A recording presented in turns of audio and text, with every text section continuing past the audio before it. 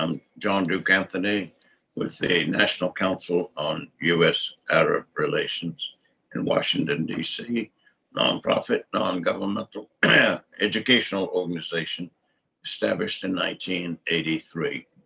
Vision is a relationship with America's Arab friends, Arab allies, Arab strategic partners that is on a firmer foundation than it has been, than at the moment it is, or will likely become in the future unless enough good people on both sides are working from generally the same page with regard to a mutuality of benefit and reciprocity of rewards as we're marching to the same drumbeat on matters pertaining to security, stability, peace, and prosperity. 2 S's and 2 P's.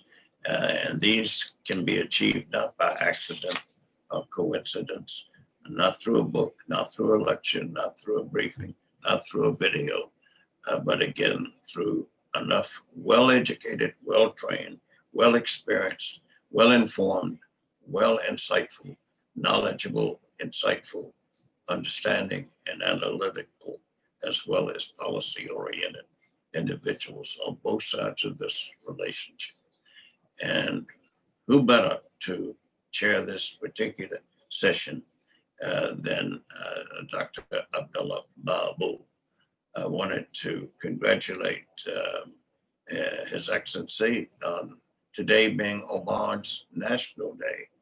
And one of our speakers that you'll be introducing and interviewing represented the United States this past year to offer direct personal condolences to Oman's government, its people, and the new Sultan, Said Haytham bin Tariq al-Busai. That individual, Mr. Tim Linder King, will hear from momentarily.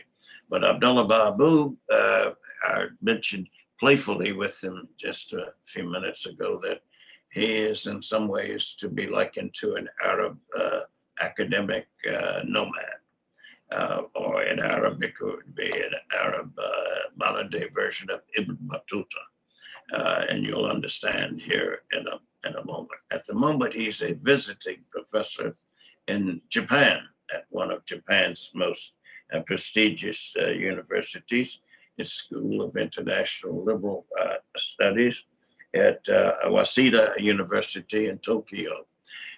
He's on leave, as it were, because he's a visiting professor there, and he remains the chair of the Gulf Studies program at the University of Qatar in Doha. And I've been privileged to be an advisor to that program. It's the only one in the world where an individual who wants to get her or his doctoral dissertation and PhD in Gulf Studies can obtain it at the University of Qatar, all the way from the bachelor's, the master's, and the PhD. Dr. Baabood is the person who chairs and directs this. I first came to meet him when he was the director at Cambridge University of the annual Gulf Research Council meetings in Cambridge. Sometimes there are more than 400 participants and people who deliver papers to that conference. And there's none like it anywhere in the world. And it's all been brought together by people like Abdullah Baabood and Abdulaziz Sabr. It's a chairman and founder based in Jeddah, but it's previously also had offices in Dubai as well as Geneva. Abdullah Baabood is himself, though, a native Omani and from the southernmost province of Dhofar. Without further ado, let me welcome Dr. Abdullah Baabood. We're delighted to have you with us once again, Abdullah.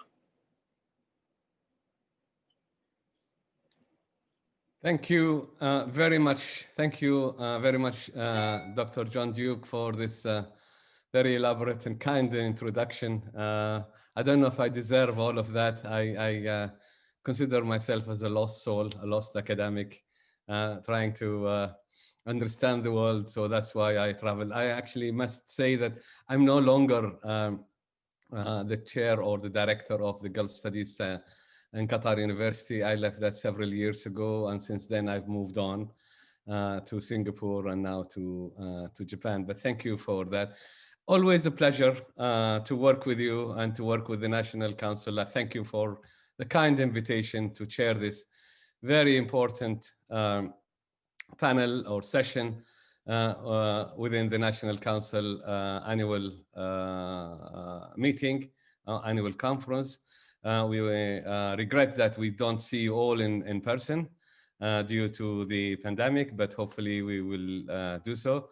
As I said, I'm working at Waseda University in Japan, but I'm currently in Oman, hence I'm dressed in the traditional Omani clothes, and since also we are celebrating the National Day of Oman. Also, I'm very pleased to welcome the panelists here, the participants, excellencies, and distinguished speakers have been handpicked, selected by the National Council to address a very, very important topic, which is the geopolitical dynamics of Arabia and the Gulf.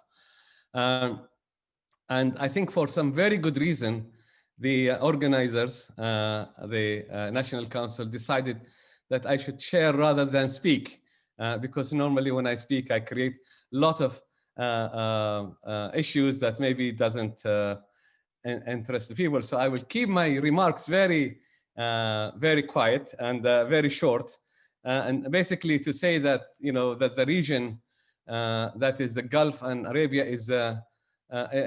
has always been a turmoiled region for one reason or the other. Since the British withdrawal in the 1970s until now, we've seen like 4 different wars, plus other conflicts and ongoing conflicts now that we are witnessing. We are not short of conflicts and rivalry and competition between the member states of the GCC or the Arabian Peninsula or the whole of Arabia.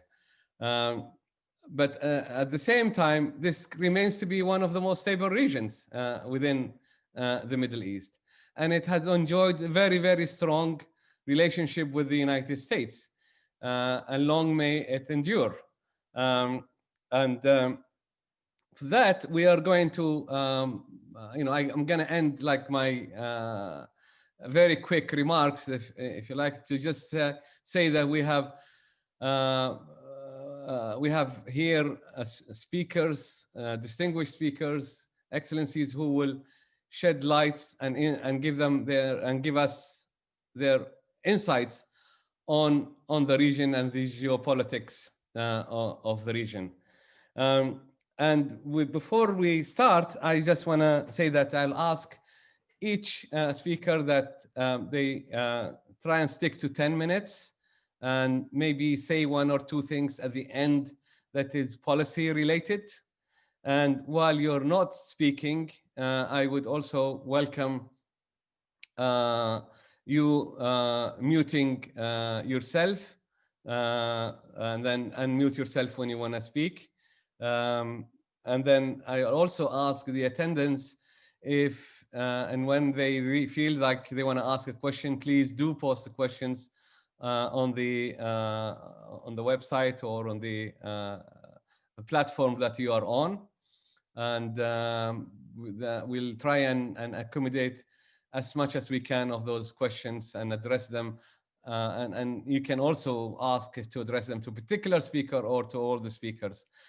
Without much ado, I just want to start with welcoming His Excellency Dr. Mohamed Al-Hassan as the first speaker. He is the Sultanate of Oman Ambassador to the United Nations and a former Omani Minister, former Oman Ministry of Foreign Affairs Acting Undersecretary for Diplomatic Affairs. And he was also a former ambassador of Oman to Russia.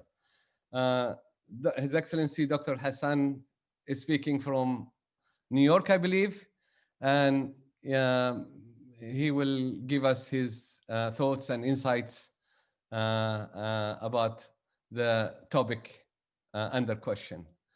Your Excellency, the floor is yours, and then we'll move on to introduce the others. Assalamu alaikum wa rahmatullahi wa barakatuh. I would like to start by thanking you all for the kind words and greetings extended to Oman on its 50th anniversary of the National Day, which is today, the 18th of November. I really don't have the privilege as Dr. Baabood to wear my national costume since I'm in New York, and after this participation in this meeting I have other events to attend to. That's why I'm wearing my normal New York attire. I would also like to thank Dr. Anthony and his team for the perseverance and the dedications despite the odds to make this year's conference, the 29th version, possible and hopefully outstanding. The most important question, I believe, that should be addressed not only during this conference but also throughout the Middle East. How do we want to see our children and grandchildren 30 or 50 years from today? That is, in my opinion, the overarching question that ought to be addressed. Providing an answer or answers to this question, I believe, will take us to a new reality and a roadmap to where we want to be and how to go about it. If we are to solicit the views of the people of the Middle East today regarding the conditions in which they live in, probably the majority will cast negative opinions, with the exception, of course, of few, about the prevailing political and socio-economic conditions. The situation throughout the Middle East ain't that rosy. War in Yemen, war in Libya, war in Syria, security challenges facing Iraq, facing Lebanon, and many others. Iran is being pushed extremely into isolation. Somalia is almost absent from the radar of the international community. Peace is the missing link in the talks between the Palestinians and the Israelis. Recent normalization of relationship between Israel and some of the Arab countries is a step forward towards peace. However, it should not be viewed as a substitute for peace between Israel and the Palestinians. Peace is incomplete without a resolution of the Palestinian question. We in Oman believe in the two-state solution, living side by side in peace and security. Peace that will take into account the legitimate aspirations of the Palestinian people for an independent state, and those of Israel to live in peace and security, not only with the state of Palestine, but with the region at large. In a nutshell, the situation in the Middle East is not very promising. It is therefore important for us to ask ourselves how we can get out of this dilemma. The answer to this question lies in the recognition of certain facts and essential tools, and for a higher future and more secured Middle East. Among those, I will list few. First, it is important to act in accordance with international law and the need to conduct relations based on the rule of law and avoid resorting to the use of force or coercive measures as a convenient means to resolve differences. Number two, it is also important to recognize the need for the other side to live and to flourish. Denying others' rights for security dignity and statehood and growth is a short-sighted view and will never take the Middle East to a brighter future. Number 3, we also must recognize that we control our destiny. Our future is in our hands, and we should not blame others for our own shortcomings and failures.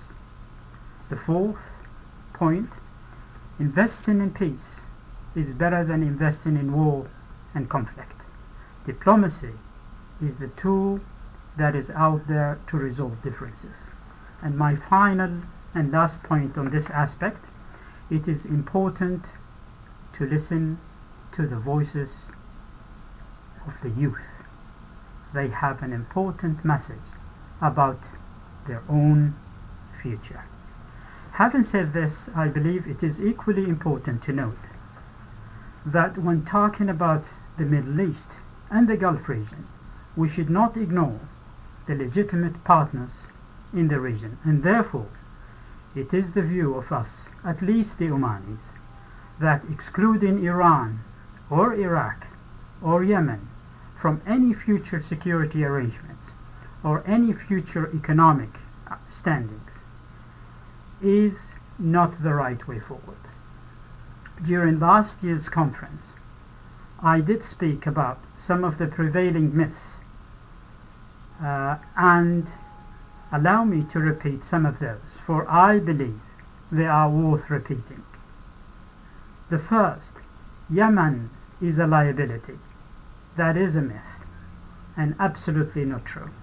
I believe no security arrangement in the region is complete and solid without Yemen being part of it. My second point, attacking Iranian interest in Iraq hurts Iran. That is a myth. That is absolutely and totally untrue.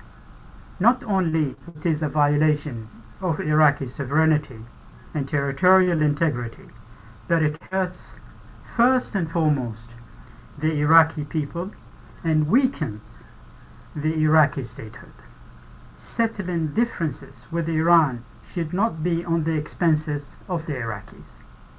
My third point, isolating Iran is good policy. That's a myth. It is not true. In fact, it is the total opposite. Isolation of Iran's policy is a doomed policy. My fourth point, peace and security can be achieved through the sounds of guns. That is a myth. Whereas peace can be sustainable only through understanding and everyone having stake in it.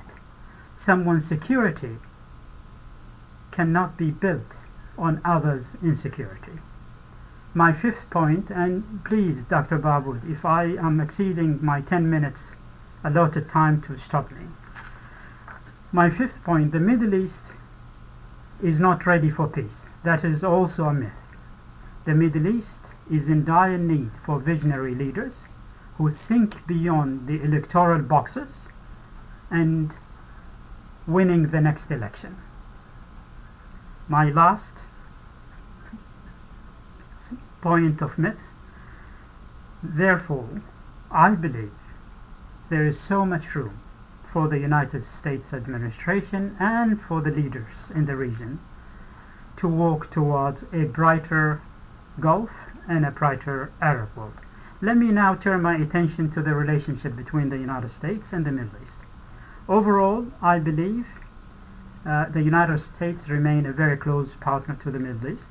Yes, sometimes we do not see eye to eye on all things. However, the relationship is healthy, solid, and enduring. The United States remains a solid partner for many countries of the region. It is important to note that this relationship is mutual with reciprocal interest. The Middle East is not a burden in the United States and vice versa.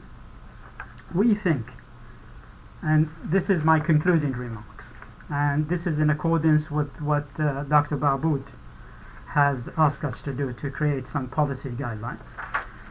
I believe what is important is to stop the war in Yemen immediately, because what is at stake is one of the worst humanitarian catastrophes in accordance with the words of the Secretary General of the United Nations. The situation inside Yemen is very grim and dire.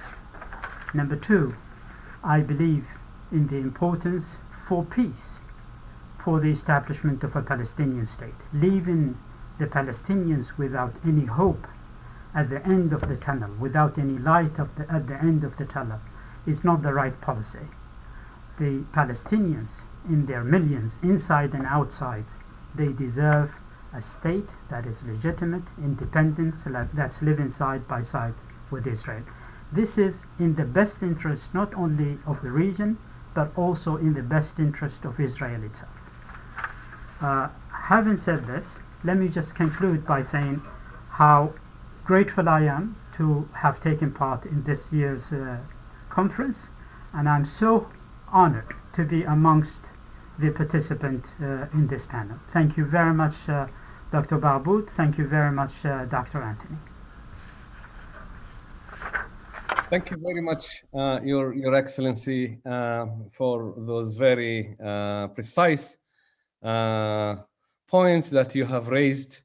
And we have asked for 1 or 2 policy points. I think you have given us more than 1 or 2 very important points that you have raised here.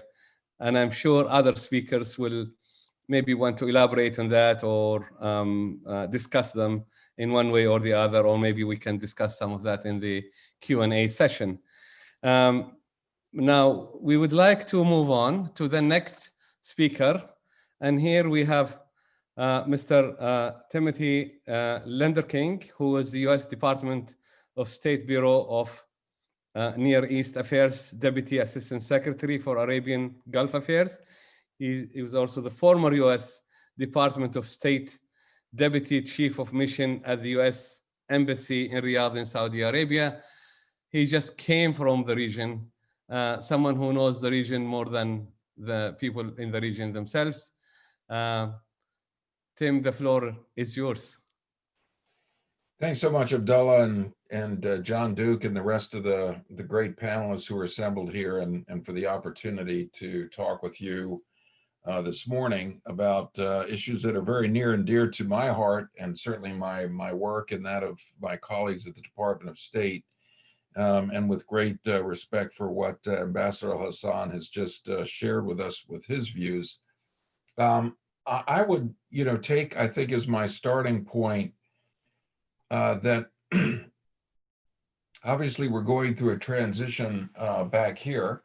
It seems to me that one of the key principles, though, for the United States has to be the U.S. maintaining strong engagement with the region. And it's not just the Gulf, but indeed the Middle East.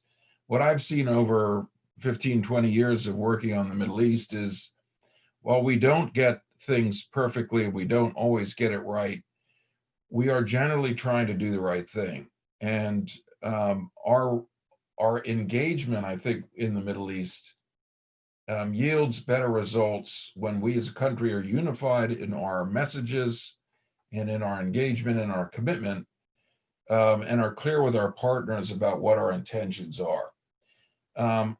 I would say that looking forward over the next couple of years, there will probably be, you've heard from our special envoy to Iran, Elliot Abrams, who's just been in the region, our desire for negotiations with Iran. I do think that that is important, that we will get at the kinds of issues that Ambassador Al-Hassan talks about if we are able to talk directly with the Iranians. Of course, that has been a hallmark, I think, even of this administration, which has sought numerous opportunities to talk to the Iranians, but that basically has not happened in any sort of consistent manner other than on a couple of issues such as prisoner releases, which are, clearly very important. But if we're going to be able to defuse some of the tensions and move beyond this current state, I do think that it's important, bearing in mind the great mediation work and messaging that has been done by our Gulf partners at various times for the United States and Iran to talk directly. I think that is going to be important. I hope that we can get there on terms that we can both agree on.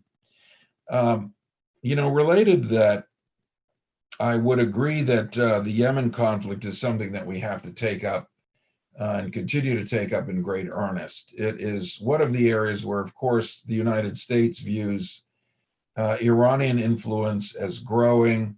That's not the only benchmark of the conflict, however. We do see that there is a very seriously deteriorating humanitarian situation, and it gives us great concern, I think, in terms of our commitment to the Yemeni people, that we can't simply stand back and watch this situation continue to deteriorate before our very eyes. So I do think that going forward, the kind of engagement that we do in Yemen will be very important. We've remained very solidly supportive of the special envoy, Martin Griffiths, and very much salute and appreciate the work that he's done. We've enjoyed tremendous contacts and team building with the entire UN apparatus and with the many NGOs, I think, that are operating in Yemen. And that helps provide us a picture. But what we need to see, I think, is the gradual decrease of outside engagement. The more outside parties that we see in Yemen, which will be attractive the more that the conflict goes on, the more we need to see those outside parties begin to wind down their presence. I mention Iran first and foremost because I don't believe that Iran's engagement in Yemen is helpful at all. What we've seen is they have tended to train, arm, and supply the Houthi militia, which, by the way, has a legitimate role to play in Yemen. Let's be clear that nobody seeks to eradicate the Houthis. Part of the reason that they are as strong in Yemen as they are is because they faced grievances that are legitimate, and those pertain to their peripheralization and marginalization over time.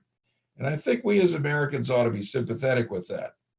What we shouldn't be sympathetic to are the attacks on civilians, both inside Yemen and inside the Kingdom of Saudi Arabia, a key ally, and what we feel is a burgeoning relationship with the IRGC in particular. That to us cannot be for the good either of the region or of Yemen. So certainly believe that we're going to have to, over this near-term period, if we're going to get to a solution, continue to work very strongly with our Omani friends, Saudi friends in particular, to see if we can leverage things in a way that put us on a solid peace track and that minimize the damage to the humanitarian situation. We have been delighted, turning to a couple of areas, to see the normalization of some states with Israel. That is a major change and a major improvement. We'd like to see more states do that. We do believe that all the countries of the Middle East have an opportunity to benefit from a relationship with Israel because of what Israel brings to the table. And I don't think anybody wants to see this done over the backs of the Palestinians. And I think in the period going forward, let's work constructively and energetically on ensuring that the Palestinians have a place at the table. If there's going to be a two-state solution or whatever formula, it certainly involves engagement with the Palestinians. And a number of our partners in the region, I think, would support that, and we need to see that. At the same time, delighted to see that, today the Bahrainis have traveled to Israel on the inaugural flight of Gulf Air. They'll have a trilateral meeting with Secretary Pompeo, who's in Israel. And this kind of breaking down of barriers seems to open up tremendous opportunities for the countries themselves. And I know, having just come back from Bahrain and Kuwait yesterday, in fact, that the leadership of Kuwait and Bahrain in particular are eager to see benefits that come come from this normalization, that it's important for, as what Ambassador Al-Hassan says, for the youth of the region to see that there can be benefit for the youth in particular, and that we can all see that there are advantages to this burgeoning relationship. So I think that's tremendous. At the same time, I must admit I've been struck. How is it that the countries of the Arab countries of the region can make peace with Israel more readily than they can resolve the Gulf rift with Qatar? Something that's very striking to me. Qatar is an Arab brother. It is a neighboring country to the other Gulf countries. It also has legitimate aspirations and needs in the region. And we do really strongly think that it's beyond time for the Gulf rift to be healed and for Qatar to be brought back into the fold. That the Gulf countries do not benefit ultimately from a rift within the Arab body politic in the Gulf, and nor does it certainly benefit U.S. interests to see this rift perpetuated. Not only because it seems to create daylight amongst the Gulf countries for Iran to exploit, but because U.S. interests, I think, rest very strongly on a united Gulf. And that doesn't mean that the Gulf countries aren't going to have differences. Of course they will. They're all distinct, separate countries. They have their own leaderships. They have their own interests, their own individual characteristics. But we do think, and I think this transcends a Republican or a Democrat administration in Washington, that the rift is not productive, and it's not conducive to the kind of future that we all want to see, to the betterment of the economies of the region, and the ability to collaborate on the joint challenges that lie ahead. And again, it's not just the Iranian challenge. It is economic challenges, it is COVID, it is maritime security and economic development for the peoples of the region. So let us look toward a day when the rift can be resolved fairly soon, and that the issues that underline the rift can be dealt with in a direct fashion. So I would just close saying that I believe that American leadership and engagement is very important for the region's prosperity. And in order for it to be successful, we need to be smart policymakers, smart diplomats, understand the nuances, understand the differences that each individual country brings to the table, but unite in common pursuit of common goals. So I think that our advice going forward with either administration is to maintain that strong American engagement, listen to the partners, and together I think we can prosper.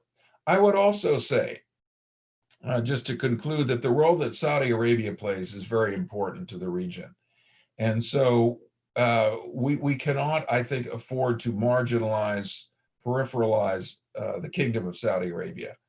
And going forward, I think that our engagement with the Kingdom of Saudi Arabia will need to remain strong, and will need to remain committed. I'm delighted and very pleased to be part of several strategic dialogues that we've opened recently, including with Saudi Arabia. We have a Kuwait strategic dialogue underway right now, and we'll have the foreign minister of Kuwait visiting Washington next week, and we very much look forward to his arrival.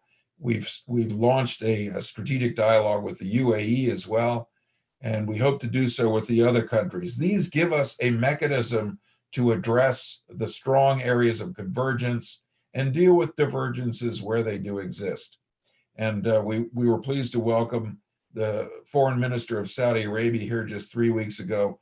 We have huge interests in the Kingdom of Saudi Arabia and its stability, and we look forward to continuing to develop those as we go forward. Thank you very much. Thank you very much, Tim, for those very important points. It's I think there are a lot of agreements between you and His Excellency on the future of the region and the aspiration of the youth and how to have peace in the region. And of course, in the collaboration between the United States and the countries in the region, which is, of course, of utmost importance. And I think it is something that is needed, and hopefully it's something that we'll all on both sides of this equation will work on, because peace and stability is important for us, and it's important for our allies, and it's all interlinked in one way or the other. So thank you for those illuminating points. Really appreciate also keeping to the time. Now, if you like, we will move on to the next speaker, and the next speaker is Dr. John Duke Anthony, and I am humbled to introduce you, sir. Of course, I don't know what to say, but I'll just basically make it very brief. Everybody knows Dr. John Duke, not only in the United States, but in the region. He is someone who lived in the region, studied in the region, speaks the language, understand the culture more than anybody else. It's always a privilege to talk to him about the history of the region, about the previous rulers and leaders that he has met and discussed with them, a number of issues, attended most of the GCC summits. I can go on, but for the sake of time, I would just say that Dr. John Duke Anthony is the National Council on U.S.-Arab Relations founding president and chief executive officer.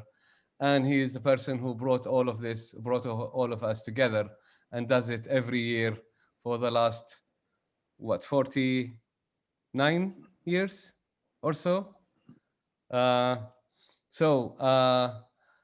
Dr. John Duke, the floor is yours. Thank you so much, Abdullah. And you use the word humility, but the humility is on my side. Let no one be mistaken that while I focus on the region, a big piece of my head, my heart, my soul, my life's work, teaching, research, publishing, and experience has been in the Arab world. I'm an outsider, and people must never forget that an outsider will never be able to fully grasp the realities and the dynamics, and be able to provide relevant, adequate sources of information and insight and knowledge and understanding and empathy, as well as education and experience, all of which are necessary for clear-minded analysis.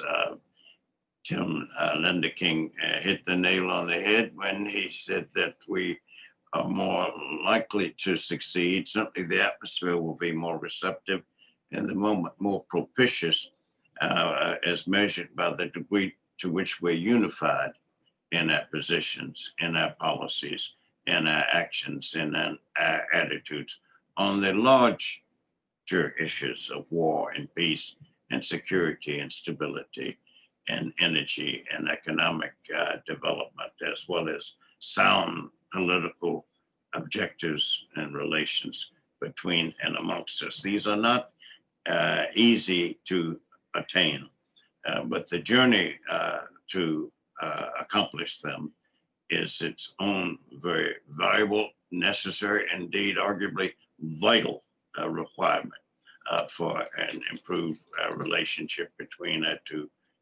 peoples.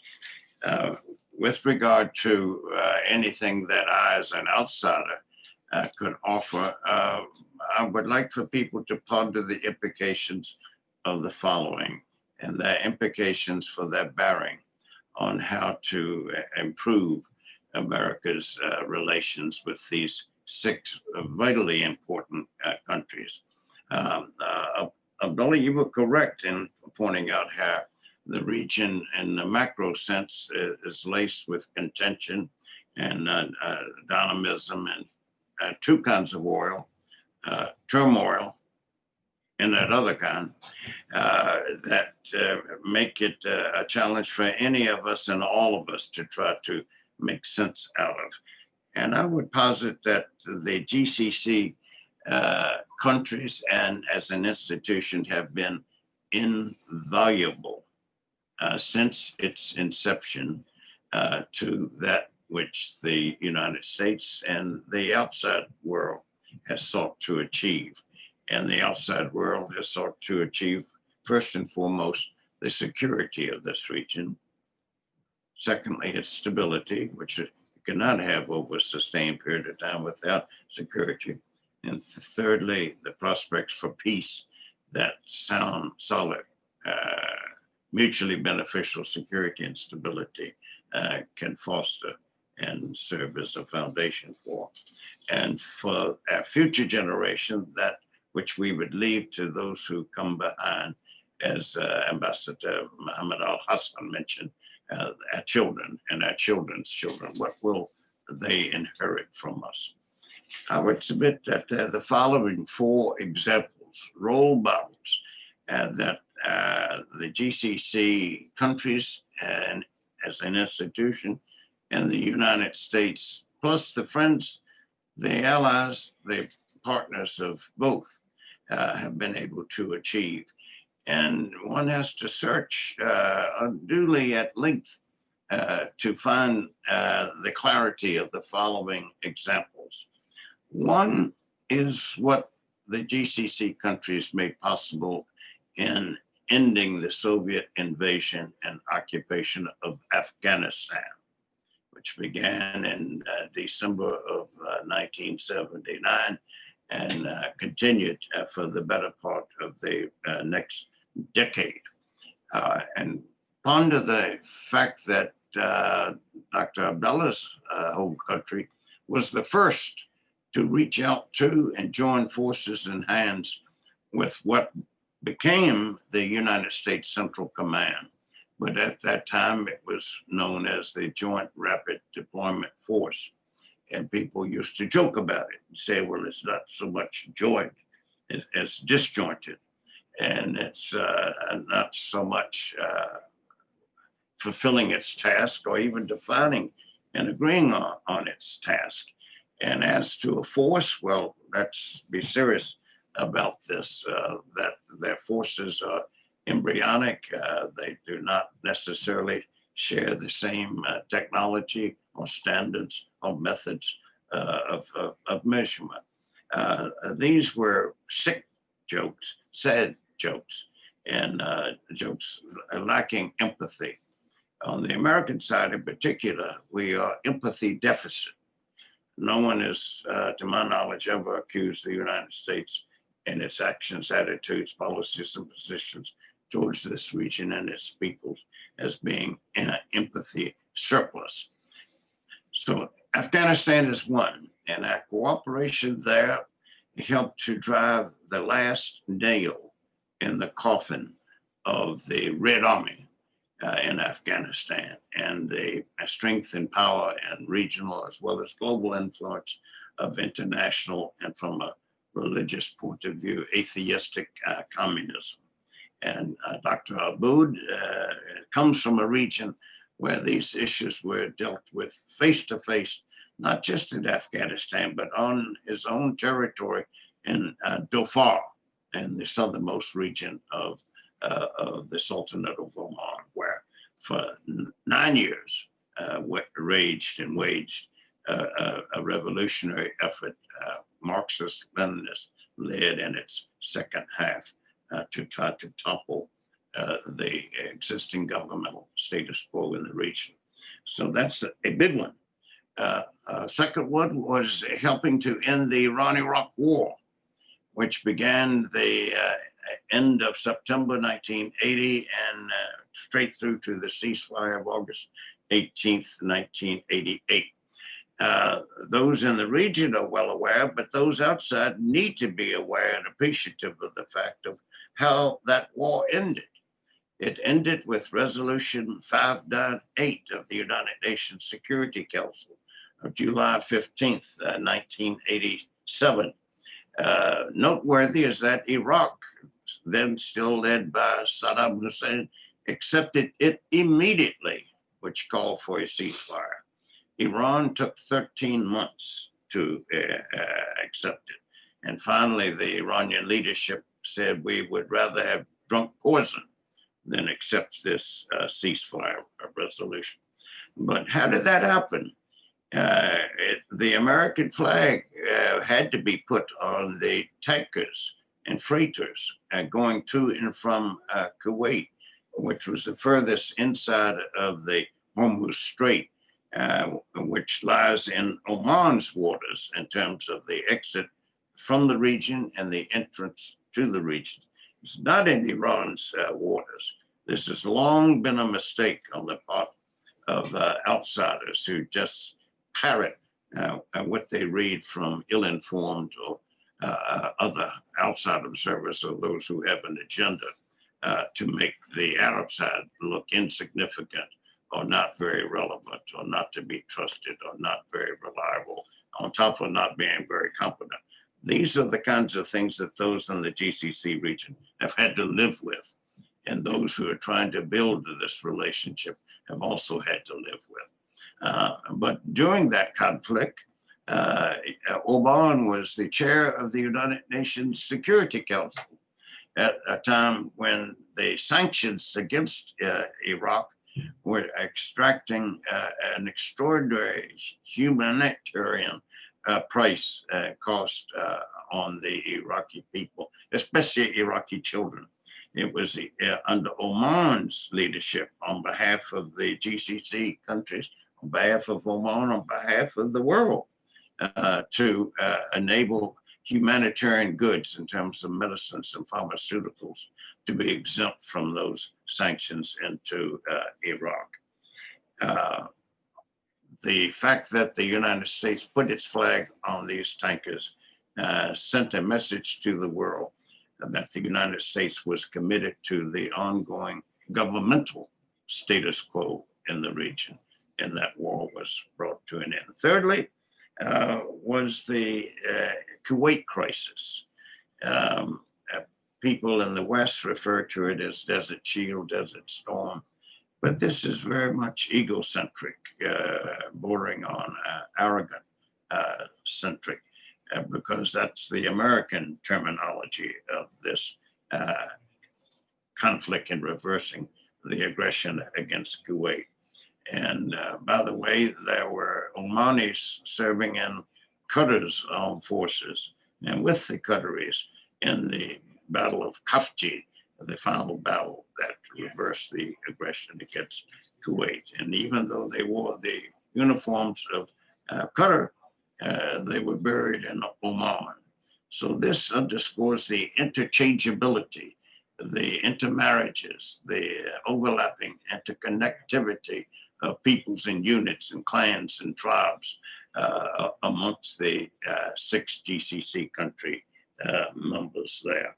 That occasion, more than 500,000 Americans and other allied forces coming to the region to stand with the founding member of the GCC in terms of Kuwait. So that was number 3. Number 4 has been more diffuse, but no less significant. Indeed, you could argue it's as significant, if not more significant, than the others, and that is the cooperation between the GCC as an entity, as an international sub-regional organization on one hand, and the individual GCC countries on the other, prevented the export of Iran's revolution to the western side of the Gulf. To my knowledge, Iran is the only country in the world that has, as a part of its constitution, not the ideological agenda, but the moral, political, national, strategic imperative of exporting Iran's revolution there. I remember speaking to one of the foreign ministers of the 6 GCC countries, who was designated by the other heads of state to go and speak with then Ayatollah Khomeini about stopping the effort to undermine and overthrow these governments. And this individual told me that he had asked, how long will I have in my meeting with the supreme leader of Iran? And I was told it would be 20 minutes max. But I got only 3 minutes into my remarks to the Ayatollah, and he literally told me to shut up, that I was wasting his time, that it was too late, that all, quoting now, all of you are going to get it. All of you are going to deserve what's going to happen to you. Well, it didn't happen. It hasn't happened. And a big reason is because of this GCC-US cooperation and commitment to the governmental status quo. And my final remark would be to continue to build this people-to-people side of the relationship. It's not the healthiest of any country's bilateral relationships with another if the main component is military, is armed forces there. You just look at the US government's budget there, and you can see the misappropriation of more than $1 trillion for American defense if you add in the Department of Energy's mindfulness of US nuclear facilities there. More than $1 trillion versus the paltry budgetary sums that go to Joey Hood, who you heard from earlier, and Tib Lindeking, who you've just heard from, and yesterday from David Rundell and others that you'll hear from, including General McKenzie tomorrow. I will state it straight out because I'm not a diplomat, but I would say this is wrong. This is wrong-headed, wrong-minded, and the results are not going to be the positive, lasting, enduring ones that each side, each people deserve. There are 2 free trade agreements between the United States and 2 GCC members. One is with Oman, the other is with Bahrain. There were efforts in the 1980s to discuss this kind of an agreement, as there had been with the European Union. But the ones with the European Union, which was more serious and longer and lasting, came to an abrupt end in December of 2008, just before the inauguration of President Barack Obama. I think it's in both sides' interest to renew this as an item on the agenda. What has been a US-Saudi Arabian strategic dialogue has now, of course, become a US-GCC countries dialogue. This needs to be peopled by the best diplomats and bureaucrats and civil servants that we have on both sides. And the United States has the US-GCC Corporate Cooperation Committee, which is housed here at the National Council on US-Arab Relations. And we stand ready to be part of the conversations to explore these possibilities. But look what we've already achieved and accomplished. No one can say we cannot do the difficult, or even what people 30 years ago said would be the impossible. We have done it. We can do it again. We must do it again. Thank you.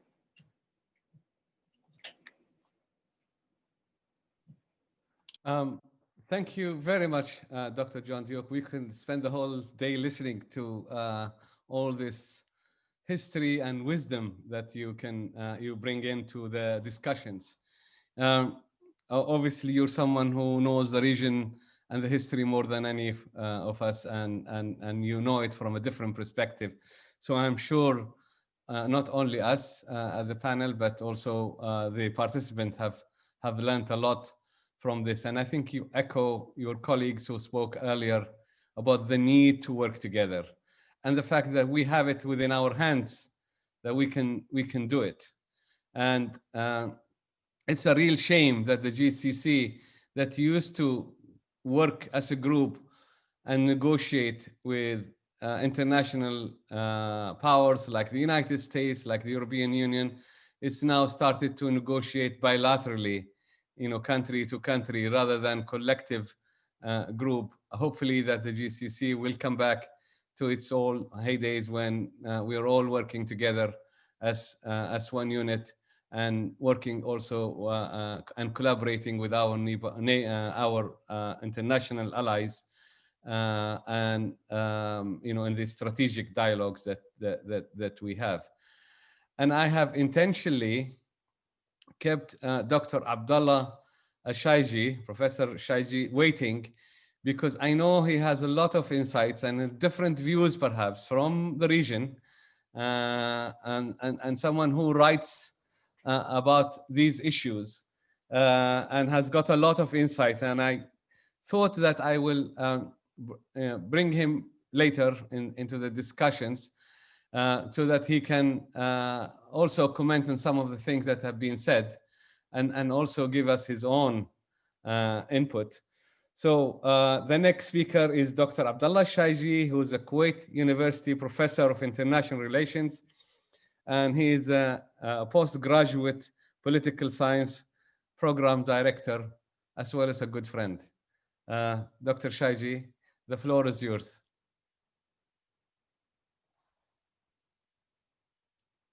You can unmute yourself, Dr. Shaiji.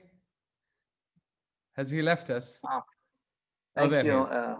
Thank you, my friend Abdullah, for sharing this very distinguished and insightful panel. Thank you, Jean-Duc, as usual. This is probably my 12th year in participating in your annual pilgrim on our region. I thank also Pat and all the staff at the National Council on U.S. Arab Relations. I'm delighted to be among the distinguished panels. I know almost all of them. We have met, and the year 2020, in my opinion, will be for a very long time remembered as being a transformational year, not only in terms of the ravaging, catastrophic results of the COVID-19, but for its indelible marks that is leaving all over the world, and in particular in our region. There are a lot of expectations. We have been really dealt a major blow in terms of the consequences of this pandemic. Also, we have witnessed the departure and the passing away of two founding members of the founding fathers, if you will, of the GCC, the late Sultan Qaboos of Oman and the late Emir of Kuwait, Sheikh Sabah Al-Ahmed. God bless their souls, and may they rest in peace. We've witnessed also the change of 4 GCC foreign ministers, which is unheard of in this region, in Saudi Arabia and Kuwait and Oman and Bahrain. We have a new 4 fresh foreign ministers. We also witnessed the same Cold War mentality that is prevailing between the GCC and Iran. We are in the 4th year of the GCC rift that is really unhelpful, and it's really damaging the GCC unified position. The Kuwaiti mediation efforts, although it has succeeded in preventing some kind of escalation into a worse scenario, as Kuwaiti late Emir Sheikh Sabah Al-Ahmed stated in the first press conference with President Trump back in September 2017, but it has not really resolved this crisis that is really damaging the GCC since 2011 at least. We've been arguing that GCC is the only strong part of the Arab body that is really frail and disjointed. After the Egypt, Syria, Iraq, the major powers in the Arab East collapsed into the Arab Spring, or Iraq even before that, So the GCC was left to be the de facto leader of the Arab political system, if you will. But then we have the GCC crisis and the rift that is really relegated us to the same old Arab disease of disunity and fragmentation. The last 20 years or so, I would argue in my writings, we have really been paying heavy price for United States adventures and miscalculations in the region. If you, I will dare to say blunders even. From the needless wars launched by President Bush 41 under the slogan of a global war on terrorism in Afghanistan, which is the longest war in United States history. Now it's in 20th year. And there is no end in sight. President Trump wants to bring the boys home for Christmas. They just announced they will reduce the numbers to 2,500, and the military brass is not happy with it. It seems even Mitch McConnell was very critical of President Trump. That's very ironic. And from Iraq and from Syria, and this really plays into the point of the what I call the trust deficit. The trust deficit between the United States and the Arab countries, the Arab allies in the region that will look at the United States with the retrenchment approach, with pulling the troops back, drawdown of the troops in a very critical time. And that really keeps the GCC leadership and other countries wondering how much could we rely on the United States if push comes to shove. We saw what happened to the Kurds a couple of years ago when President Trump decided to pull out the troops from Syria, then he changed his mind. We saw also the war on Iraq that really has played into the hands of Iran. Iran became a hegemonic power in the region, and that really heated up the Cold War, especially after the Saudis and Bahrainis pulled out their ambassadors and severed their ties, and the region was really spiraling out of control. Then President Trump did nothing when the Iranian and their proxies launched a major attack of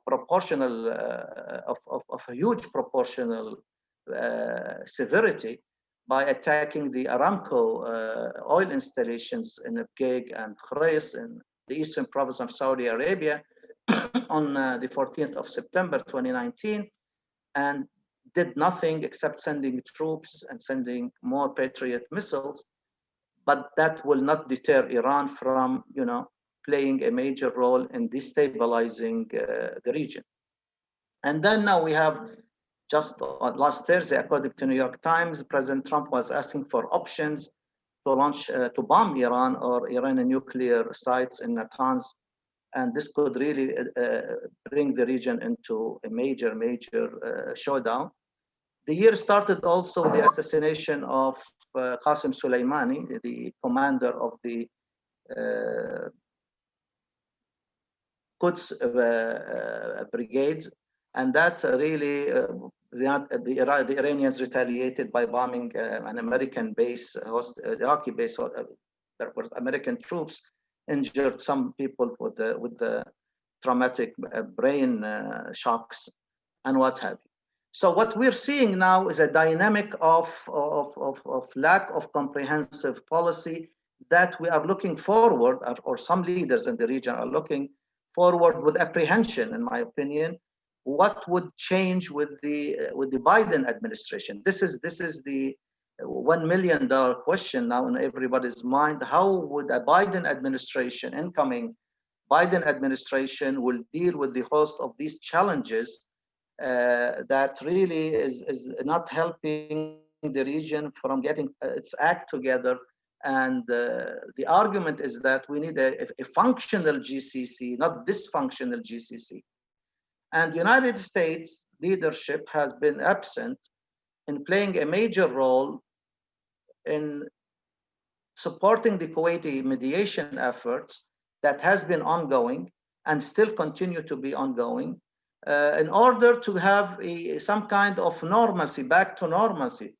President Obama and President Trump suggested a very, very strategic project, which is MESA, Middle East Strategic Alliance. It sounds good on paper, on theory, which will have the GCC, the 6 countries of the GCC, plus Egypt and Jordan.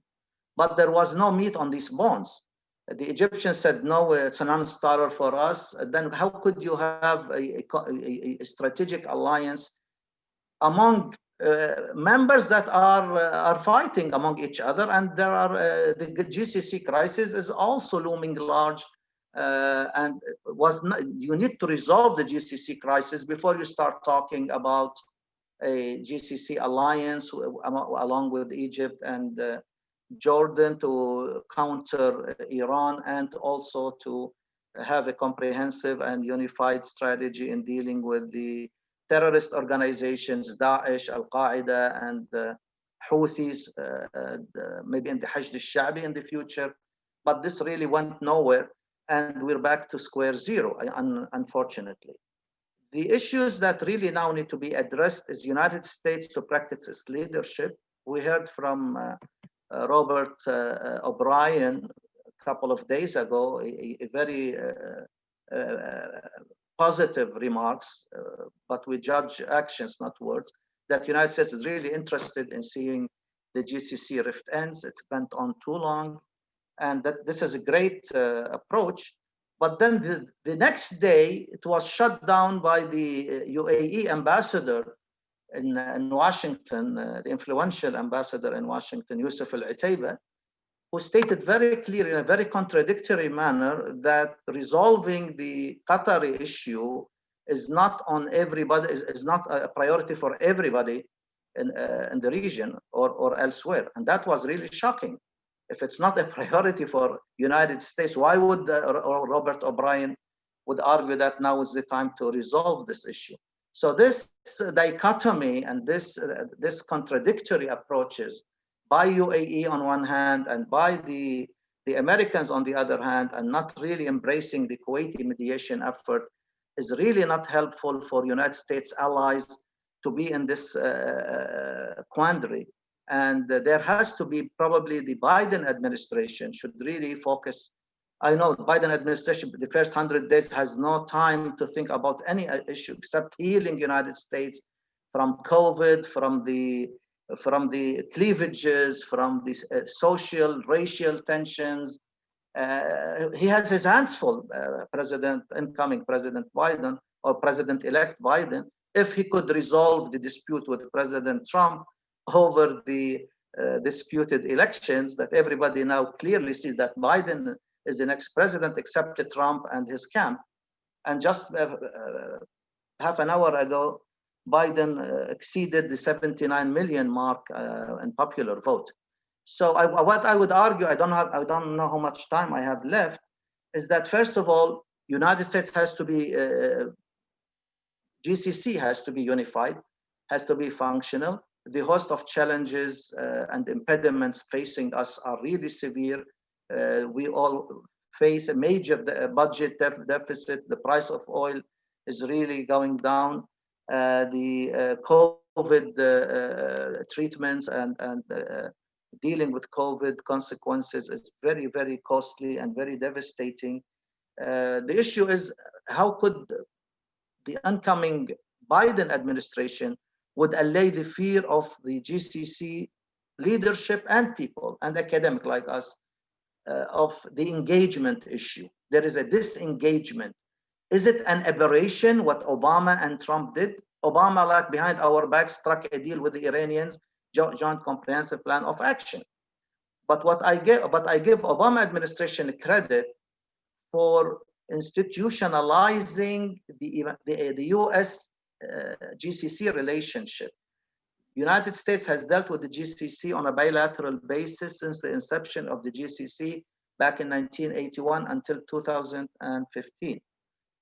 In 2015, President Obama, for his credit, started an annual summit, US GCC summit. The first one was held in Camp David, just a couple of months before the signing of the Joint Comprehensive Plan of Action in July 2015. Then it was the year after in Riyadh, the last visit by President Obama.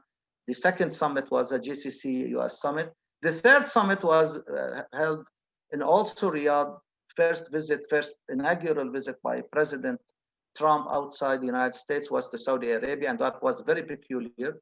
And since then, since 2017, May 2017, we have not had any GCC US summit, and that was much needed to resolve the GCC crisis. So I hope that what Ambassador Linder King talked about, the rounds of strategic dialogue, the fourth one with Kuwait, the third one with Qatar, and the second one or the first one with Saudi Arabia, was not a replacement of the annual GCC US summit, but it will build on, because there is a much needed assurance by United States to its GCC allies in dire times, in my opinion, to reassure GCC allies that United States is not only here to protect and to help, and America first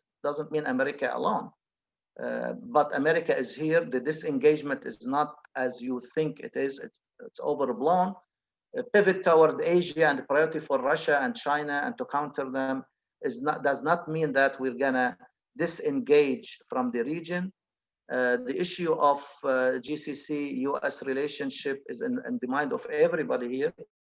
The other issue is that the revisit of Joint Comprehensive Plan of Action, as President-elect Biden stated that he will offer Iran a reasonable path to a diplomatic process, which means he is thinking of re-engaging Iran over a new nuclear deal, maybe Joint Comprehensive Plan of Action 2.0. And I would urge the GCC leadership to have a place on that table. There has to be an involvement by the GCC. I was probably one of the few ones who argued back in 2014 when we found out that there was the secret negotiations between the US administration, Obama administration, and Iran in Oman, of all places, that there has to be 5+1+1. The permanent 5 members plus Germany, and plus a seat for the GCC, because we're gonna have the carry the brunt of any Iranian shenanigans, or as we see, it has to be also included Iranian behavior, Iranian dominant hegemonic project that will not undermine the security and the stability of the GCC allies. There has to be dealt also with Houthis. I wonder why United States will not declare and classify the Houthis as a terrorist organization. Why would United States not do that? I don't understand. I believe Biden administration will not be very hospitable to the war in Yemen.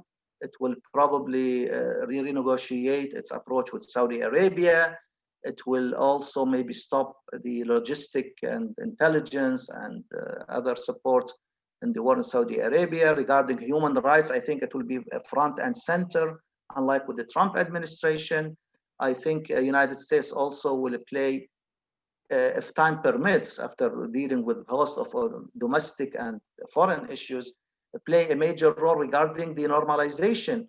The normalization that is really is being carried away now, split the GCC countries. We see now only UAE and Bahrain. And today, what was a historic day in a very shocking way, in my opinion, to see the Bahraini foreign minister in Jerusalem with the Israeli prime minister and US Secretary of State Pompeo.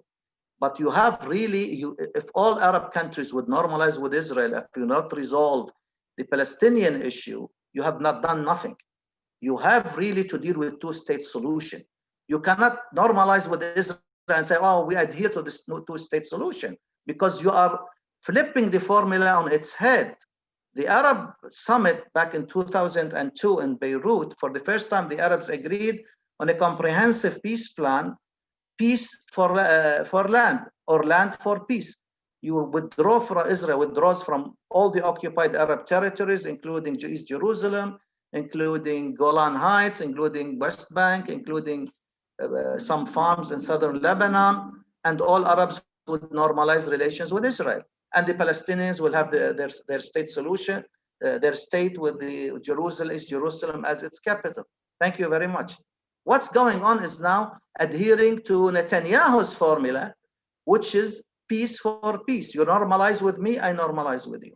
If you do not resolve the Palestinian issue once and for all in a very comprehensive and just manner, I think what we are seeing is a peace process that without tangible and very, very needed results, because this will resolve many other issues that's still hanging.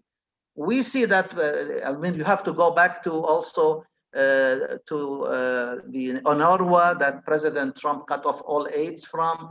You have to engage with the Palestinians with the hope of two-state solution, the refugees, the borders. So maybe we are asking too much from a Biden administration that is going to be bogged down with too much troubles and too much issues and fragmentation and even legitimacy. 70% of the Republicans believe that the President Biden did not win the election. This president will have legitimacy issue, and this really gives the United States a bad image all over the world. The United States was the beacon, or is the beacon still, in my opinion, of hope and of freedom and democracy and human rights. We see United States now mimicking, with President Trump tweets and tantrum, mimicking a despotic regimes like Lukashenko and refusing to adhere to the elections or forge his elections to stay in power. This is really something. 2020 has not ended yet, and we saw so much exciting issues. Thank you. Thank you so much, Dr. Abdullah. We're trying to kind of keep to the time, but I know you got a lot of points to raise, and that's why we kept you towards the end, because I know that you will respond to some of the points that were raised earlier. I think now we are going to have the final say and the final contribution, and last but not least, by Ambassador retired Susan Ziada, who was a former U.S. Department of State Bureau of Near Eastern Affairs Deputy Assistant Secretary, and was former United States Ambassador to Qatar, as well as Middle East Institute Board of Governors member. And Ambassador Ziada, I am sure you heard everybody, but we want to hear also from your perspective, where is the future? Where are we going with this? We've talked about the past, we talked about the present, but we are now moving towards the future, and the future of the generations that have been talked about earlier. How do you see this relationship going on? Maybe you can enlighten us on that, if you like. The floor is yours. Thank you, Dr. Abdullah, and may I say how delighted I am to be with all of my esteemed colleagues and people I consider very good friends. So it's a welcome opportunity. Thank you. I was asked to address the issue of the incoming Biden administration and potential relations with the GCC and what that's going to look like. And I want to thank my colleague, Dr. Abdullah Shaiji, who actually delivered some of my points, and it's always interesting, and I appreciate that, because Dr. Abdullah, of course, is so well esteemed as a scholar, but also sitting in the region. I'm sitting in Washington and how I see things. So it's always very interesting to see the complementarity of views from across the pond, sitting in Kuwait, in the GCC, and being here in the United States. So I thank him for that. And so we'll start off from that point. I think, there's a lot to be said for the concern about US retrenchment, disengagement. Are we pivoting to Asia? This is always a big topic and concern for the GCC countries. But I would posit that overall the posture of the new administration and President-elect Biden's administration, that relations will continue as they have for quite a bit of time. I'm not saying that there won't be some changes. I think it will not be as transactional in nature, relations between the US and the GCC countries as it was under the Trump administration. But I don't think it will be a disengagement because we have great concern about great power competition in the region, rising China, Russian engagement, specifically in the GCC on energy issues, but of course, Russian engagement in other countries like in Syria, et cetera, which are of great concern to the GCC. When people talk about the fact that, well, is the US security umbrella going to be there? I would point to our military posture in the region. There's a lot of talk about the fact that we might draw down, and indeed President Trump did make the statement about drawing down in Iraq and in Afghanistan. But still, in the whole, what we call area of responsibility of Central Command, we have about 35,000 military, US military deployed in the region. And that will stay for the foreseeable future as I see it, in terms of securing regional stability and security. I think that under a Biden administration, we will look to GCC countries for more participation in regional security requirements. And in that sense, it's burden sharing in the broadest sense. In other words, it won't simply be burden sharing financially, but also in terms of deployment of military, joint training, joint operations, et cetera. And we do spend, as the US, a lot of time and effort in developing those relationships with the militaries of the region. And I can foresee that going forward with even greater, depth. So let's look at a few. I thought we'd look at maybe a couple of issues, 2-3 issues that the Biden administration has already indicated they will be looking at, and how they might be at least approaching their tasks. What are some of the issues at hand? What might be some of the roadblocks? So we can see what they're going to be up against and how the GCC countries should be thinking about how they engage with the Biden administration on these issues. I think first and foremost is the issue of Iran, as Dr. Shaiji pointed to, and other speakers before him, and in particular, the Joint Comprehensive Plan of Action and what that's going to mean. The United States under the Trump administration walked back and disassociated itself with the JCPOA. And as a result, we have seen Iran increasing their development on the uranium front. And we know that our alliances, the United States alliances with the Europeans and others of the P5+1 have been shaken by the fact that we withdrew. So it seems that the first thing the Biden administration is going to have to do is shore up relations with our allies in Europe. This is job one. And the Biden transition team has already indicated that this will be the first thing they do. Not simply for the issue of Iran. Obviously, there's NATO, there are all the transatlantic issues. But in the terms of the JCPOA, the Europeans do play a disproportionate role in the P5+1. If we look at Iran, it's unclear who's going to be in charge of the nuclear file in Tehran. We know that the hardliners are ascendant.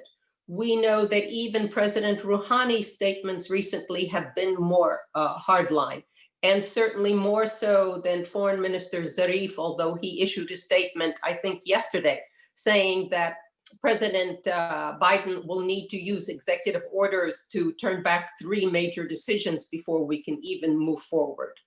We know that the Iranian presidential elections are taking place in June of 2021. So will Iran wait till after the election result to even consider a revised JCPOA? What will be the results of those elections, and who will be in charge of the actual file? Will it be the foreign ministry, or will it go to other elements that are more hardline? Dr. Al-Shaiji raised the issue of GCC interests and how they will be factored in. Will the GCC insist on having a seat at the table, a P5 +1 like he said? We do know that when you live in the neighborhood, you're very concerned to make sure your views are heard. What will that mean in terms of how the US approaches this? And even more interestingly, will there be a unified view within the GCC of what a joint GCC position actually looks like vis-a-vis a resurrected JCPOA? I think there will be additional things to look at in the resurrected JCPOA if it does go forward and there is agreement. For example, are there going to be focus on the Iranian ballistic missiles? What about the sunset clauses that were in the previous agreement? Will there be a focus on Iran's expanding interventionist behavior in the region? Will those things be tackled? Will Iran agree to tackle those things? Will it be a two-part process? Will it even be on the table? So these are all issues that the Biden administration, in consultation with its partners and allies, will have to be looking at in terms of Iran. Let's turn briefly to the issue of Yemen because of the war and the humanitarian crisis there. The Biden administration will be looking at the issue of Yemen, and certainly the Saudi intervention that began in March of 2015, quote unquote, as a short-term intervention that's now ongoing for 4 years with no resolution in sight. Now, yesterday, Reuters news agency reported about discussions. They have not been confirmed by either side, but reportedly discussions between Saudi Arabia and the Houthi movement, saying that Saudi Arabia would sign a UN-sponsored ceasefire if the Houthi group agreed to a buffer zone along the kingdom's border. Now, this was an interesting rumor. There have been rumors in the past. We don't know if it's true. But the fact is that if there is movement on this issue, in other words, the Saudis looking to secure their border, which was, after all, the reason that Saudi Arabia went in the first place when the Houthis overthrew the legitimate government in Sana'a, and when they started lobbing missiles over the border into Saudi Arabia, of course, that constituted an act of war. And they took actions as a result. But even if the Saudis halt their intervention, even if there is a ceasefire along the northern border, which of course would help quiet things along the border, what does that mean in terms of the internal Yemeni civil war and how to convince the Houthis to come to the negotiating table and negotiate in earnest? As my good colleague Tim Lenderking mentioned, the Houthis have a place in the table, and their place at the table is codified in all of the documentation that the Yemeni government would uphold in terms of negotiations going forward, whether it's 2216 of the United Nations or the internal documents that were being worked out before the war started. But then you have to look at the other issues. Will there be a unified Yemen? Will the Southern Transitional Council re-engage on the issue of a unified Yemen? Will Yemen devolve into separate areas with different spheres of influence? The Saudis dealing with the northern border.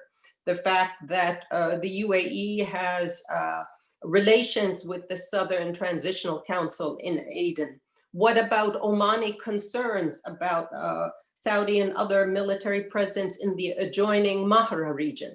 All of these issues look for a more unified GCC understanding of what a drawdown and a peace negotiation in Yemen should look like. Now, recently we saw references, and I think Dr. Abdullah mentioned this, discussions in Washington about possibly designating the Houthis as a foreign terrorist organization. Now, that may be a designation that some people would applaud. But then there would be those who would say, how would this undermine the United Nations envoy's Martin Griffith's efforts to bring about a negotiated settlement? And second, the fact that if the Houthis are designated as an FTO, that would in essence block NGOs, non-governmental organizations, from distributing badly needed humanitarian assistance to large areas of Yemen that are currently under Houthi control. And these are areas of Yemeni civilian populations, some of whom might be aligned with the Houthis, some of whom will not, but they happen to be living in Yemeni controlled areas. So the question is this an attempt to hamstring the Biden administration as it goes forward in trying to come to a negotiated settlement on this issue? So there are a lot of issues that need to be resolved even within the Biden administration as they look at the Yemen issue. And the third thing, and I'll go through this briefly, of course, the Gulf Rift, and everyone has raised this, and everyone raises it because it is a major issue, regardless of the fact that the National Security Advisor raised this issue and that this is important, and the response of the UAE ambassador was, well, it's not on anybody's program at the moment. The fact is that in order for the US to have a more integrated relationship with the region, it's important that it not be simply on a bilateral basis, but on a more unified, cooperative, integrated basis.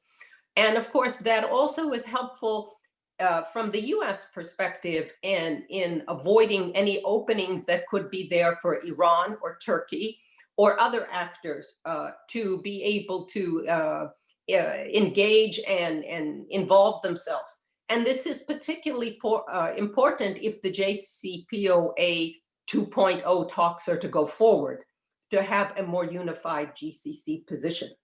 Now, if we just look at a few of the countries of the GCC going forward and their relations as we think they might be with the Biden administration, I would just say the following.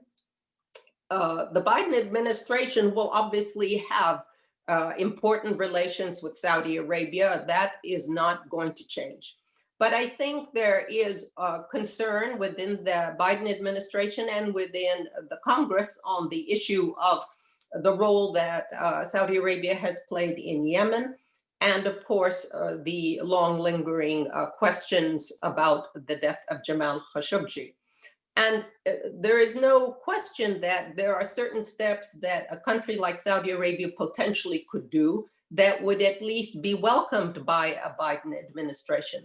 One would be taking steps to try and end the rift, or at least ameliorate the tensions and tamp down the temperature on the rift with Qatar. I think the US would welcome that, and that step, which would be at least more welcomed, if not only tolerated by Saudi public opinion, is one that Saudi Arabia could take. I think the UAE is probably in a stronger position vis-a-vis the Biden administration at the moment because they're not directly involved militarily in the Yemen civil war. And they have signed the Abraham Accords with Israel, which is viewed positively across the board in the United States. I personally don't see the UAE taking any steps at the moment to resolve the Gulf Rift, as Ambassador Otaiba has actually stated. Their relations with the Hill is in pretty good strength right now, certainly stronger than Saudi Arabia's relations with the Hill.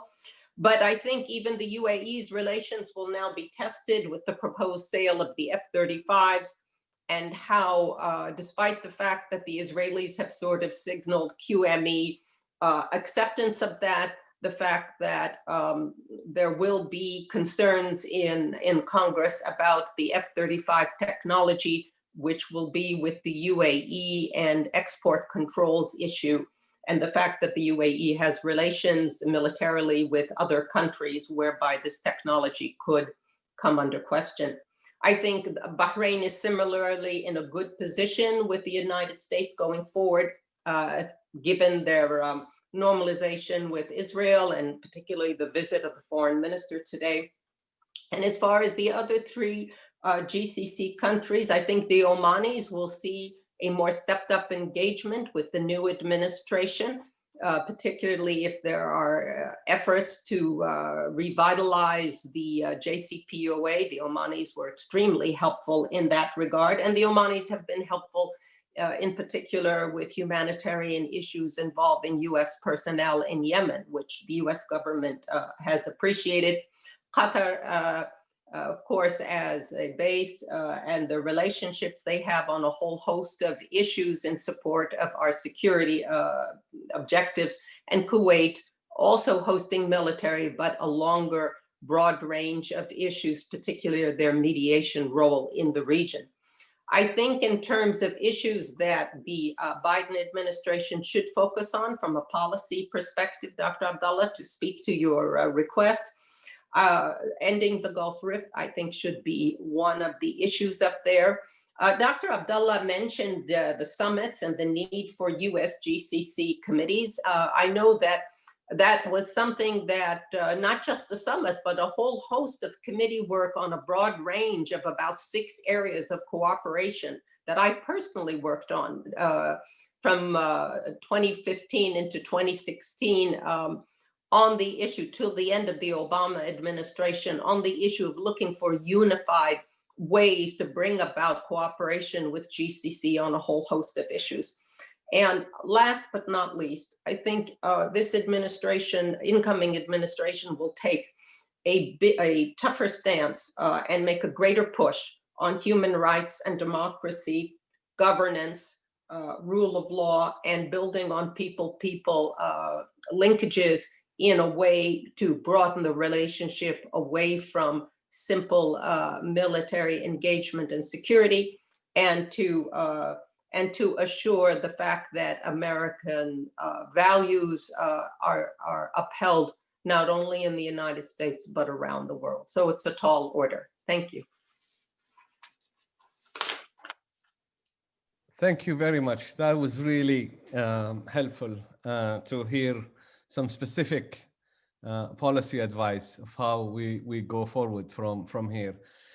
The topic itself is very, very interesting. We could have spent the whole day talking about different issues, but I have been sent a message that we have to end soon.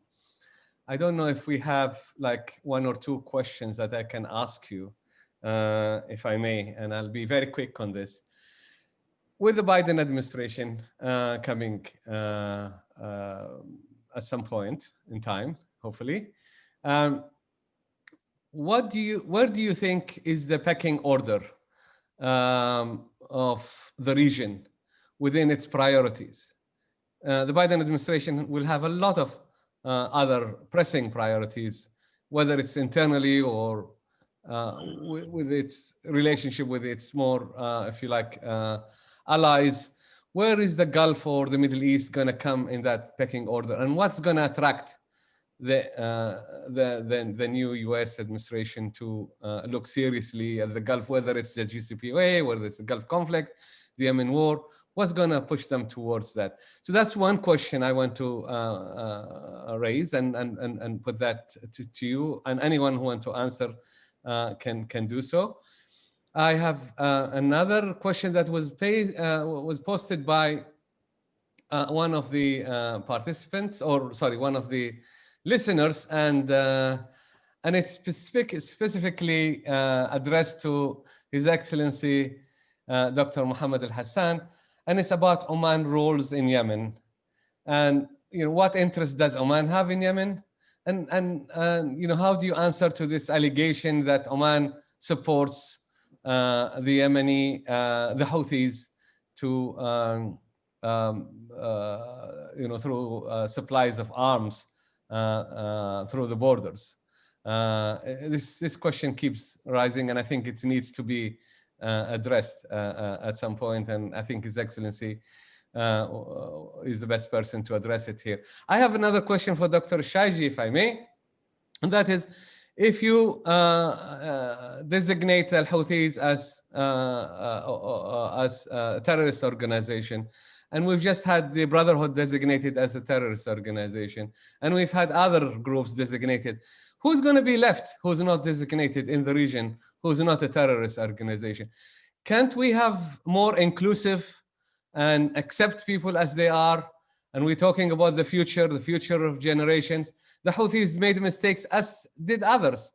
So can we not move beyond that and stop labeling people and start to think, you know, the Houthis is an important element and they have to be talked to, as well as others.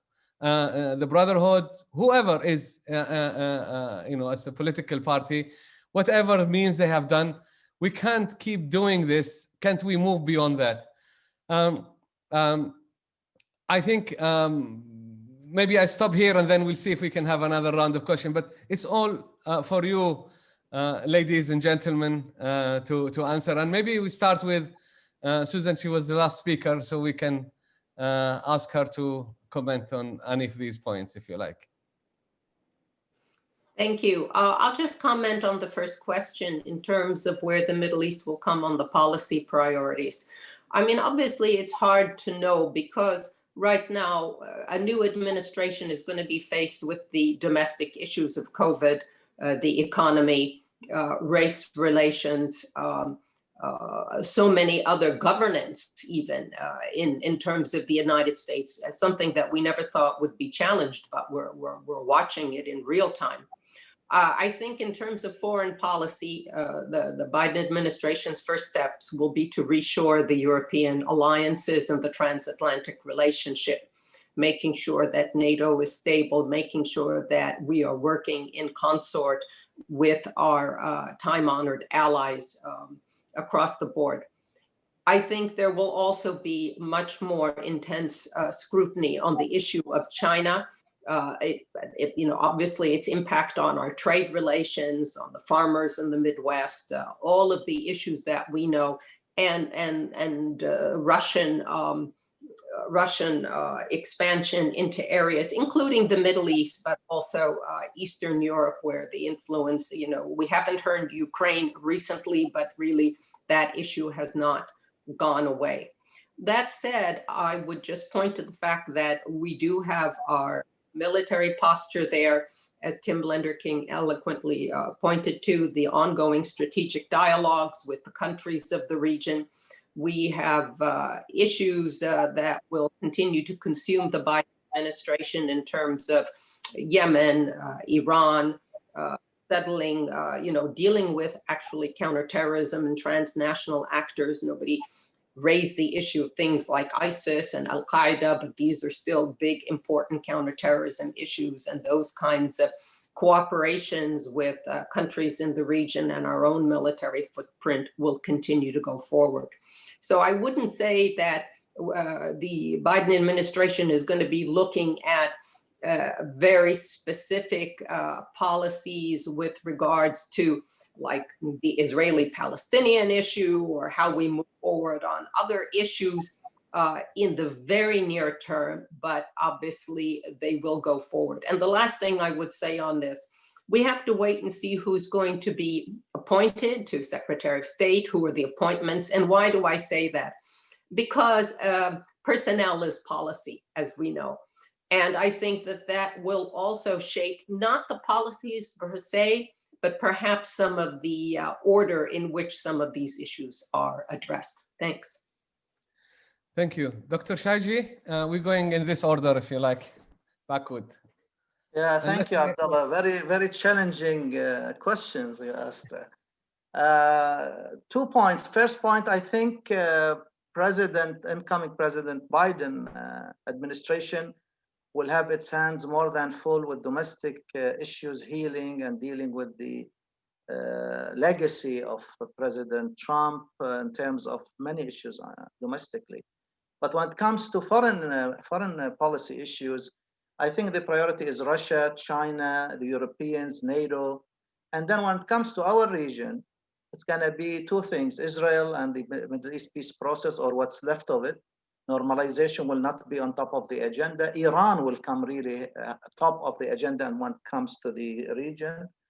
Re-engaging Joint Comprehensive Plan of Action 2.0 could be one of the major issues that they will be dealing with. And then the other issues, GCC unity is very important for a strategic approach, a unified approach for the host of challenges that's facing the region. Yemen, I mean, I think Trump is what he's doing. He's trying to box in Biden before he comes by pulling out a troop, draw down troops from Afghanistan, from Iraq, by selling the UAE F-35, but designating the Houthis as a terrorist organization, I think could be one of the President Trump approaches to maybe hamstring the incoming Biden administration in dealing. But I mean, you mixed apples and oranges, Abdullah, by saying that equating the Houthis or designating Houthis as foreign terrorist organization with the Ikhwan al-Muslimin is just stretching it too much. I mean, these Houthis have carried out a coup d'etat against a legitimate regime in Yemen, and they have been engaged in attacking civilian areas, civilian targets. So you cannot compare Ikhwan al-Muslimin with the Houthis, who are a proxy, Iranian proxy in anyway. And Iran is really dealing with Saudi Arabia through a proxy war in Yemen by the Houthis. So, I mean, we cannot mix up Ikhwan with the Houthis, but this is a message that should have been sent long time ago. I agree with Susan, what she stated. Yeah, this would really curtail the dealing with the humanitarian aid that will go into the Houthi-controlled regions in Sana'a and in the other regions. But then what? I mean, you need a game-changing approach in order to end this mess and also contain Iranian ambitions and deal with Iranian hegemonic project. Thank you. Thank you, Dr. Shaiji. Dr. John Duke. Thank you, Dr. Abdullah. I think going back to your question, can we not move beyond this mindset of shunning people as though they are lepers or have some contagious political or ideological disease? If you want to resolve these issues of conflict, there's no statesman or strategic-like approach that makes any sense to me unless you have a communications line to the people who have either begun that conflict or who are sustaining it. To say, oh, no, it's the opposite is BS. Look at Vietnam, for example. The United States pushed and pushed and pushed Hanoi and the Viet Cong to recognize the Republic of South Vietnam as a condition for the U.S. Withdrawal in ending the conflict. Hanoi refused, the Viet Cong refused, and we were left with no choice, a strategic objective being to get out of the war and to have peace and security and stability in the region, but to speak with them. And we did for months on end in Paris with Hanoi's representatives and the Viet Cong, both of them together. And had we not done so, there would be more than the 58,000 names of Americans who were killed in Vietnam on a memorial in the center of Washington, D.C. There would be more than the 1.3 billion Vietnamese who died in that conflict. Similarly, Algeria. One French government after the other demanded of the Liberation Front, you must recognize the rights of the French 1 million citizens in Algeria and to have them exempt or immune from your nationalistic aspirations to be sovereign and independent. The FLN said, no. As it was at independence, 1 out of 8.5 Algerians was an orphan. So that war would have continued if the de Gaulle government had not gone directly with the FLN. Same thing with the British in Rhodesia, and with Ian Smith representing Rhodesia and Nyasaland there. The US and the British both pressed him to deal with the nationalists, the guerrillas. And he said, no, no, no, but they're terrorists. And we said, do it anyway. And he did it anyway, and the conflict stopped. You can go back to the American emergence as a nationally sovereign country. It was only when the British agreed to stop the fighting, stop resisting the legitimate rebellion, October the 18th, 1781, Yorktown, Virginia, that it stopped. So, and I could give you other examples, same thing in Yemen next door. The British and others did not want to deal with the National Liberation Front there, the Jabhat. But in the end, they did. And when they did, it stopped. Those are 5 examples. We can go on and on. So I'm with you on let's go beyond painting as lepers those who have ideological inclinations that we find not only distasteful, but dangerous and unacceptable. You want peace? Be serious about it. You want a region to be secure? Be serious about it. You want to have security, stability, peace, and prospects for prosperity? Be serious about it. Thank you, John Duke. We're going to change the order slightly, if we may, and because I believe that His Excellency Mohamed Al-Hassan has to leave us. So maybe we start with him and then go to Tim. Your Excellency, do forgive us, Tim, please. Do forgive us, Tim, as well. Thank you very much. Well, I'll answer the question that you have posed towards me. What is Oman's interest in Yemen? The answer to that is peace for Yemen and the region. Regarding the allegation leveled at my country, I have not heard these allegations officially. They circulate within some news. But let me just say one thing, that Oman, from day one of this war in Yemen, has refused to take part in this war. Despite false claims, allegations, and at times intimidations, we still refuse to be part in this war in Yemen. We believe the Yemenis are capable, with the help of the international community, to settle out their differences. My last words, if you would allow me, Dr. Abdullah, I believe the destiny for the security and stability of the Gulf lies in the hands of the people of the Gulf. Yes, the United States has a role to play, other countries have a role to play. There are also new partners to the Gulf, including China, including India, but at the end of the day, their future, their security is in their hands. And this cannot be given just like that. And let me just conclude by this word. We all the Muslims are Muslim brothers. So having to say this, I don't believe when it comes to diplomacy that sometimes putting political groups under the terrorist list is the right way forward. It has produced catastrophic results, and I believe that the international community, with the help of the United Nations representative to Yemen, they're doing a good job, and hopefully soon we're going to come into an end to this crisis in Yemen. I hope so. Thank you. Thank you, Your Excellency. I believe you're going to leave us, so we want to thank you. If you stay, you're most welcome. We're finishing in 1 minute or so because I think we pass on the time. Tim, it's all yours now.